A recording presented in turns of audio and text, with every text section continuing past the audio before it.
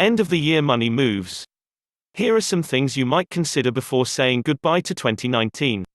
What has changed for you in 2019? Did you start a new job or leave a job behind? Did you retire? Did you start a family? If notable changes occurred in your personal or professional life, then you will want to review your finances before this year ends and 2020 begins. Even if your 2019 has been relatively uneventful, the end of the year is still a good time to get cracking and see where you can manage your tax bill and/or build a little more wealth. Keep in mind this article is for informational purposes only and is not a replacement for real-life advice. Please consult your tax, legal and accounting professionals before modifying your tax strategy. Do you practice tax loss harvesting? That is the art of taking capital losses, selling securities worth less than what you first paid for them, to offset your short-term capital gains. You might want to consider this move, which may lower your taxable income. It should be made with the guidance of a financial professional you trust. In fact, you could even take it a step further. Consider that up to $3,000 of capital losses in excess of capital gains can be deducted from ordinary income. And any remaining capital losses above that can be carried forward to offset capital gains in upcoming years. When you live in a high tax state, this is one way to defer tax. Do you want to itemize deductions? You may just want to take the standard deduction for 2019, which has ballooned to $12,200 for single filers and $24,400 for joint filers because of the Tax Cuts and Jobs Act. If you do think it might be better for you to itemize, now would be a good time to get the receipts and assorted paperwork together. While many miscellaneous deductions have disappeared, some key deductions are still around.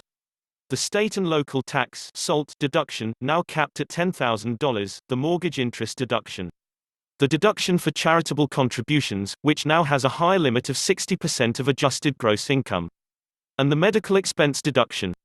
Could you ramp up 401k or 403(b) contributions?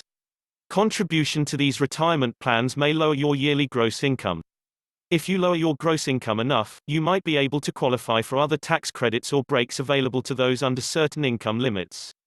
Note that contributions to Roth 401ks and Roth 403(b)s are made with after-tax rather than pre-tax dollars.